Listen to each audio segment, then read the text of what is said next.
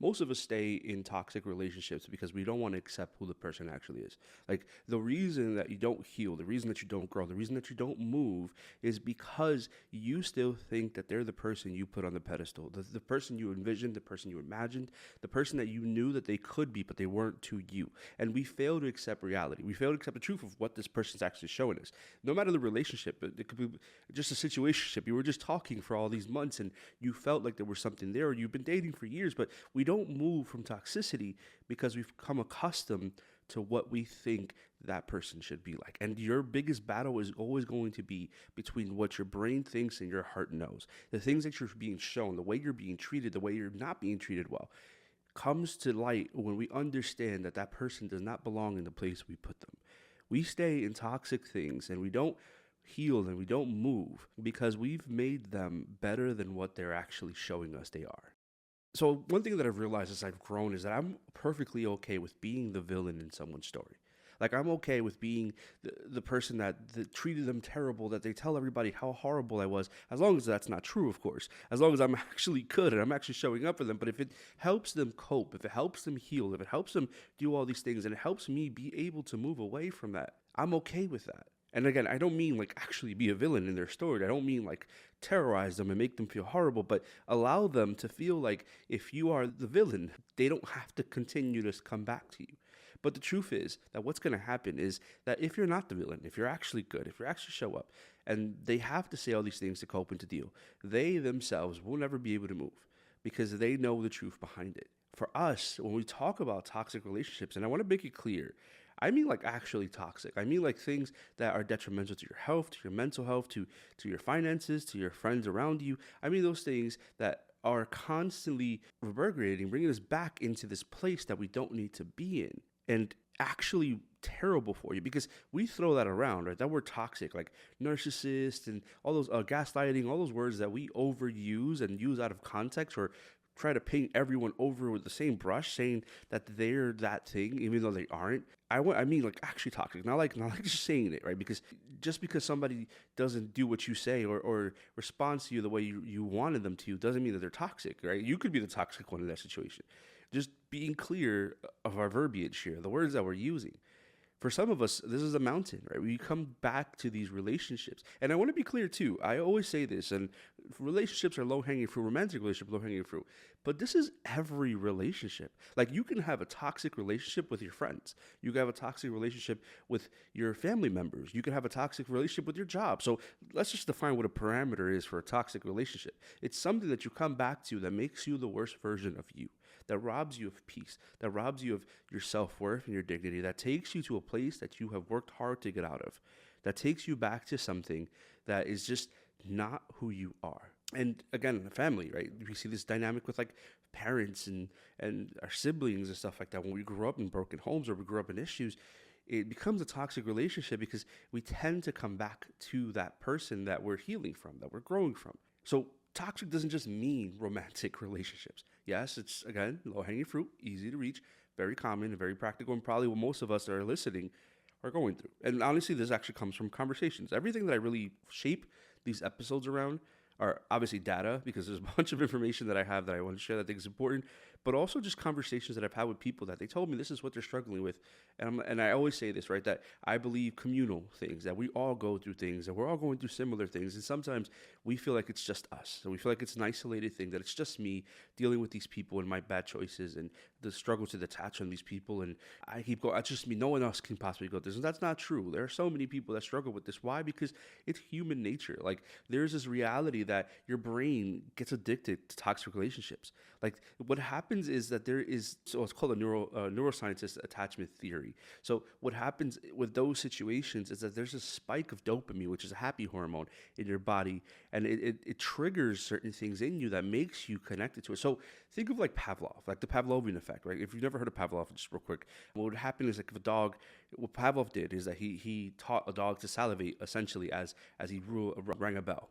And what happened is that every time he rang the bell, the dog was not a home domesticated animal; it was a different dog. And he would take it and he would ring a bell, and every time he would ring a bell, he would give it food, right? Like I think it was steak or something like that. And every time that the bell rang, the dog knew that it was going to get food. So it comes to a point where Pavlov now removes the food from the situation. And when he rings the bell, the dog starts to salivate, even though it doesn't see food. There's something that happens that we become addicted to certain responses from it.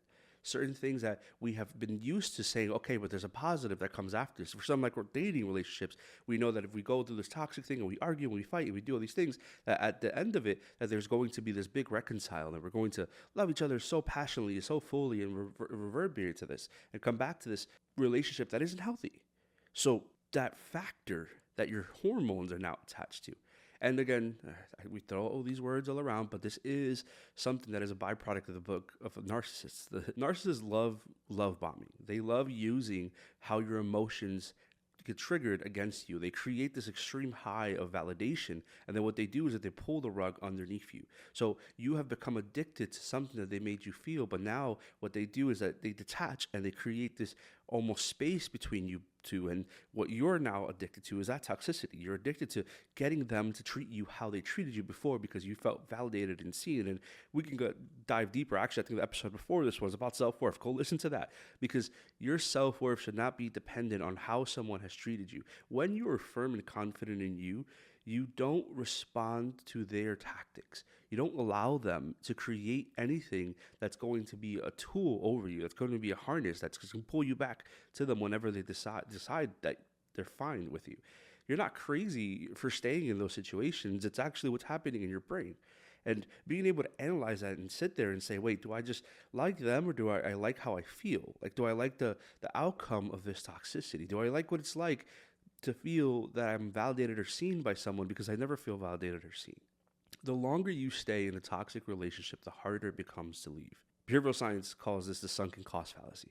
And the sunken cost fallacy is because there's a thought that you've spent so much time in something that now you have to consistently pour into it to finally get that jackpot, to finally get to that end. You are pouring more into a place because you thought, I already invested so much time here that I'm going to pour more in there.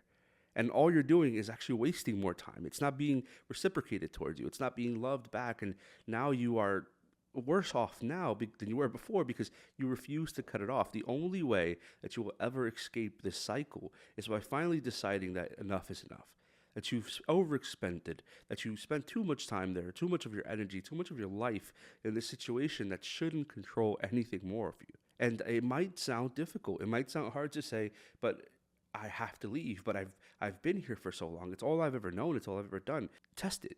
Are you actually happy? Are you the best version of you? Are you sitting here in these things that make you feel like you're worthless? Are you going back to these things that you should have grown from or healed from? And that's every relationship again. There's times where we revert to a terrible version of us while around our family members. Like, we could have an amazing life outside and do all these things and have this growth and all these things, but we come home and that's where the issues are. That's where the problem is. We can't continue to stay in cycles and then be mad at ourselves as to why these cycles weren't broken, because you're choosing to remain in them. Now, I'm not saying it's easy. Again, that's the whole purpose here, because growth is growth, and it's going to struggle, and it's going to take consistency. It's going to take decisions that you have to make. But it's harder to live a life that you hate than it is to leave it, because that first struggle to leave might be difficult, but everything else after feels free. And I always equate this to like seasonal depression, which is something that if you're in the East Coast, we've had what's called false spring, I think it's called. Yeah, we had like 80-degree weather, and then now it's like snowing and all these cold things. But there is a season that we're trapped in something that is out of our hands. And it feels like the world is ending. It feels like everything important is just horrible, and you're depressed and you're sad and you're anxious. And the moment that season shifts, that it changes, it slowly, because right, it's not just like we're jumping right into spring right away. We have this fall spring, this little hump in between. It shows you glimmers of possibility, like what it could feel to be that person, what it could feel like to be in that next stage, what it could feel like to actually move away. And you have that in you, right? That's a natural thing in us, that we might not be perfect. It might not be exactly what we think is going to be like next week or next month or next year, but we see those glimpses. And I want you to hold on to that, because that's the catalyst. That's what helps you move along into this next stage. That's the thing that says, wait, this is possible, that there is an outcome, that there is something good. People stay not because they're happy, but because they've already invested too much time to admit the truth. And we've seen this in so many relationships. Again, they start defending their family members or their partner. This is when you know things are really, really toxic. Like when you know things are really, really bad. You'll point out all the bad things that they do, but then you'll say but after. So like they just yell at me for no reason. But you know what? It's because they're stressed. It's because long day at work. It's because all these things. Now, I want to be clear. People go through things and there's emotions and there's responses to those emotions. But what happened after? Was there an apology? Was there something that you healed from? Did this stop? Or is this consistent behavior? Are you going back to this thing? What I mean by this is that we try to justify their behavior by blaming it on other things. So it doesn't seem like it's coming from them. No, it is. It's rooted in what they're saying and what they're doing. This is what toxic relationships are like. And believe it or not, this is the thing, that it's toxic on both sides. It's not even just them, it's us, right? When we choose to justify their actions by putting the blame on something else, we are now enabling the things that they're doing. When they treat us poorly and we say, well, but they had this issue or but this, but that, you are enabling this toxicity. You are also toxic. And the difference here is that you have to be aware of that enough to finally choose and decide to not allow them to continue to do what they're doing and justifying their actions. No, it's not but this. It's that they're bad for you. And again, romantic relationships are easy to pick on because, again, we can see that from a mile away, but even your friends, your family members, we have people in our lives who take us to these places that we shouldn't be in. Like there are people who have, because we have history with them, because of that sunken cost fallacy, because we've spent so much time with them, that we justify their poor behavior around us or how they take us back to places that we're healed from. It's okay to grow. It's okay to not keep the same people in your life. It's okay to not have the same friends you've always had. It's okay to be different, especially if those people are taking you to places that you've grown out of. If they're taking you back to these places that are wounds for you, that you shouldn't be living that way. We are toxic too because we don't want to accept the reality. So we justify the action. We say, well, that's just how they are, that they have a rough past.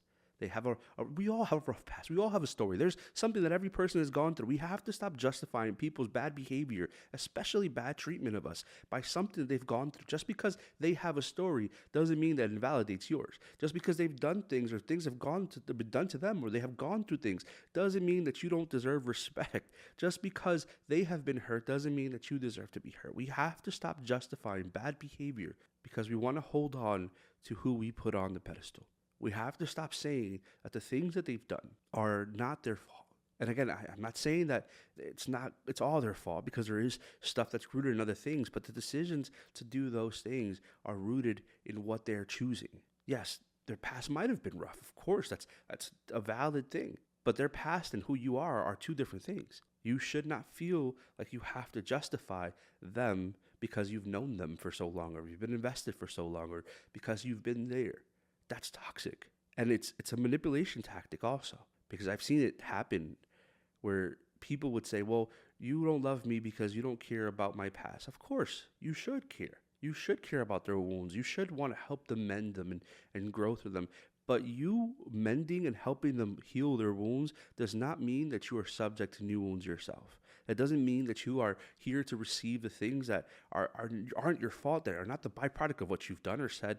It doesn't mean that you take on new wounds so they can close their old ones. It's not your fault, and you don't have to take the weight on it. Just because you've known people for so long doesn't mean that you remain there. That's a sunken cost fallacy. Friendship or anything, or family members or romantic, all these things, we spend so much time justifying them because we've known them. It works best on people who care deeply. Your compassion isn't a weakness, but it can be used against you. And this is where we're just kind of tying in there. There's a research done in social psychology specifically that shows empathetic people are significantly more vulnerable to manipulation because they prioritize understanding others' emotions over protecting themselves. Again, just because you're good at seeing what they've gone through does not mean that you have to go through new things yourself. Just because you are a good person does not mean that you allow yourself to be hurt. Yes, you can have a good heart, and that's beautiful and it's amazing. But do not allow your good heart to be the reason that you remain trapped in something. Do not allow the goodness that you have to share to be the reason that someone takes control of you. Manipulation is very easy when people are caring, when they are just good people. because bad people prioritize that. They're not searching for the bad people. They're not going to sit here and have a war with them. They're searching for someone that they could have dominion over. And again, we go super deep with this because people desire control when they didn't have control before themselves. And it's not your job to heal that. Yes, it's good that you have a great heart, and you should have a good heart, and you should be open, and don't allow this jaded and cold world to make your warm heart cold. Don't allow this world that isn't loving to steal and rob you of love. Just don't allow the brokenness to make you broken, but also don't allow your empathy to control you. Don't allow the fact that you're good make you hurt. Don't allow the fact that people who are bad are going to try to manipulate that and be the same person that stays there. Empathy is important, but it shouldn't be the thing that draws the line of what you're going to do. For a lot of people, our nervous system is so messed up that toxicity drives it. Your nervous system can mistake chaos for love, especially if all you've known is chaos. If the relationships that you've been in have been chaotic, that same dopamine dump that you receive, but if it's all you've known, it becomes normal to you. And this is like where we get really deep here, because you can see this dynamic with family members, right? With your parents specifically. If what you've grown up in is chaos, then that will feel, unless you do the work to heal from this, then that will feel normal and just regulated for you. And you're in a constant state of high cortisol levels where you're in your fight or flight consistently, where it's never a state of peace. And this is what happens often. For people who are used to chaotic romantic relationships or chaotic home relationships, toxicity feels normal because peace feels abnormal to them. Calmness feels abnormal to them, or healthy relationships feel abnormal to them because they're so used to having to keep their guard up. They're so used to being on their toes. They're so used to being talked poorly to or not even loved fully that if it doesn't feel that way, then it must not be real. They've associated love. They've associated their relationship. They've associated all these things with the worst possible version of themselves. And the moment that there is peace, the moment that there is a good person in their life, the moment that someone is actually pushing into them, it feels wrong. So what they do is something called a self-fulfilling prophecy. They cause chaos in that relationship to ruin it before the relationship gets ruined on its own. They believe that if they can beat it to the punch, if they can find the flaw, if they can find the problem, that they now won instead of being the person that's used to losing. What if you're not supposed to be in chaos? What if the most calm thing for you is peace and it feels boring at first because you're not used to it, but then you realize how good it is to feel peaceful? You're not meant to run on 1,000. You're not meant to run at its highest cortisol level. And the scary thing about cortisol is that it will deregulate your entire nervous system. Like this process that we go through. And another thing, it actually deposits in your body as fat. Just saying. It's probably one of those things we want to avoid. But I know, coming from a Dominican background, right, because we always have to throw a little sazon inside of everything, it definitely is a very common family thing. Like the morning, 7 o'clock in the morning is there, your mom is cleaning and there's music playing and it's whatever, you are going to get yelled at to get up and do something. Now, I have this like love-hate relationship with Dominican culture, especially when it comes to parenting, especially as a parent myself, because there is some good and there is some things that we should avoid and we cause other issues later on in life, but also it's important for things to develop, character things. So I said a love-hate relationship with Dominican parents. And again, this, first of all, we'll get the negative, the toxic portion of that. Because we're so used to the arguments, we're so used to our parents yelling at us or telling us to go clean or to do these things. And then that for some reason, Dominicans, we only have like one volume when we talk to people and it's just mad loud for no reason. We're just yelling. But there is something that ingrains in us. And we are, unless you do the work to heal, that becomes a byproduct of you and your life and the things you change. But I did say that there's some good, there's love in there. Because one, of course, just my culture for some reason was going to be ingrained in me. But there is also this sense of respect and authority. Now, again, there are different ways to get there. There's different ways to heal it. I'm not a parenting expert by any means, but I do know that there is a level of respect that at that generation we had for our parents because they were firm. I saw this video this guy was posting, and it was about this mother. He reposted the video and he spoke about it after, but it was his mother and the son, and he was like maybe 9 years old, 10 years old, and he was in a baseball uniform, and the mother, Dominican mother, drove away, and the kid was like running behind the car, and she's like recording, It might have been a Puerto Rican mother too. She looked Hispanic, but he was recording, and she said, "Well, I told you to get in the car, and you didn't. So what you gonna do?" And she stops the car, and the kid gets in the car, and all that stuff. And he addresses something. He says there's a difference between gentle parenting and effective parenting, and the reason that kids in our generation, us, we respected adults, not just our parents, was because our parents weren't gentle with us. They were firm with us. And that is a bar. I'm not going to spend too much time spending on that because it's not what this episode is about, but I do think that's very important. And there's a difference between gentleness and firmness. Actually, we could tie that right into this, because gentleness is you're soft, right? And you're allowing these things, but sometimes too gentle, you become a marshmallow, you become stepped on. Firm, however, is I love you and you know I love you, but I will also teach you boundaries. And that is how we should approach every relationship. We should approach every relationship firm, not gentle, because gentle means you'll do what you want. Firm means, hey, I love you, you know it, but this is what you're not going to do. This is where you're not going to overstep. This is not how you're going to overact. This is not what I'm going to allow to happen here. We're going to be firm. I'd rather be firm and healthy than gentle and squished. We need to create firm relationship with our kids, with our family members, with our romantic partners. And that doesn't mean that there aren't moments to be soft, because it does welcome that. But we need to be firm through and through. We need to be able to know that we can be in this relationship and that it's valued and reciprocal and not just driven by you getting away with what you want to get away with. It's not just driven by your desire, right? It's ours, and we're firm with each other, not just one way.